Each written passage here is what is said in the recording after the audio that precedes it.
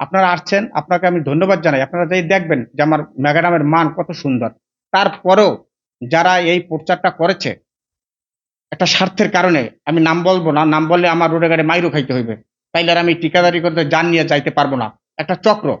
আমি এই চক্রটাকে ঘৃণা করি, যে চক্রটার নাম আপনারা ইতিপূর্বে জানছেন কারা, কারা করছে। কিন্তু আমি যদি মুখে বলতে চাই এই চক্রের কথা, তাইলে হয়তোবা আমি মার কোলে ফিরে যেতে পারবো না।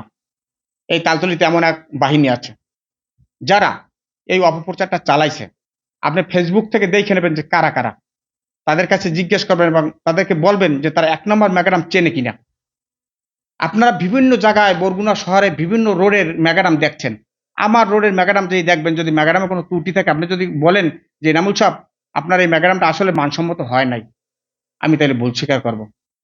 আমি আমার বাস্তবতায় আমি কিনছি ১ নম্বর ম্যাগাডাম টাকা দিয়া। সেখানে ২ নম্বর ম্যাগাডামের কোনো প্রশ্নই আসে না। আমার মাল রোডে ফালাইন আছে, আপনারা যেয়ে দেখেন।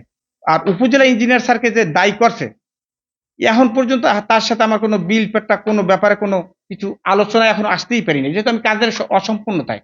কাজের কোনোটারই ফাইনাল পজিশনে আসতে পারিনি। কিন্তু তারপরও আমার কারণে আজকে উপজেলা ইঞ্জিনিয়ার যে হেয় প্রতিপন্ন হয়েছে, যারা করছে, আমি তাদেরকে ঘৃণা জানাই।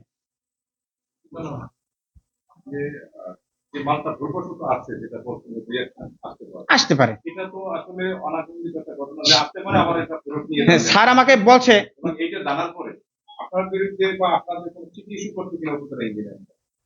আমার মেয়ের এসএসসি পরীক্ষা চলে। আমি কালকেও আসি নাই সাইডে, আজকেও আসতে পারিনি। আজকে আমি এই ইট ক্রয় করার জন্য কলসকাঠি থেকে আবার রওনা দিছি। আমার জাহাজ সেইখানে। ইতিমধ্যেই আমাকে সাইড থেকে ফোন দেওয়া হয়, এরকম কিছু পোলাপান আইসা আতুর নিচ্ছে আর কিছু পয়সা পাতি চাচ্ছে। আমি ওইখান থেকে ব্যাক করে আমার সাথে পার্টনার আছে বরগুনাতে উজ্জ্বল মোবাইল.com, চেনেন বোধহয় আপনারা। উজ্জ্বল বাইরে পাঠাই দিছি, আমি যারে ব্যাক করে এনে আইছি। আইসি পর কালকে যে মালটা অপসারণ করা হয়েছিল, আমি গাড়ি দূরে থাকার কারণে ফোনে, ফোনে গাড়ি সংগ্রহ করতে পারি নাই। আমি জলদি স্টেশনে আইসা ফোনে, ফোনে গাড়ি সংগ্রহ কইরা আমার মোবাইলে আছে, ওই গাড়িতে যে মাল তুইলা দিছি, অপসারণ করছি, সেই ভিডিওটা আছে।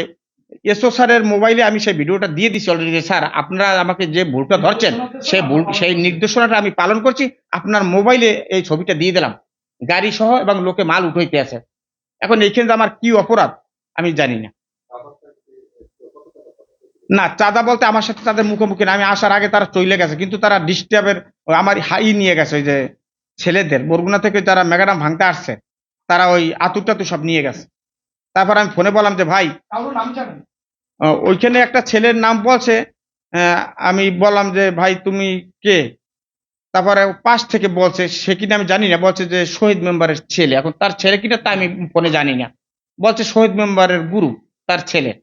এখন এইটা কতটুকু সত্য, কতটুকু মিথ্যা আমি দূরে ছিলাম। আমি বাস্তবে দেখিনি কারোর চেহারা। ধন্যবাদ জনাব এনামুল হক। আসলে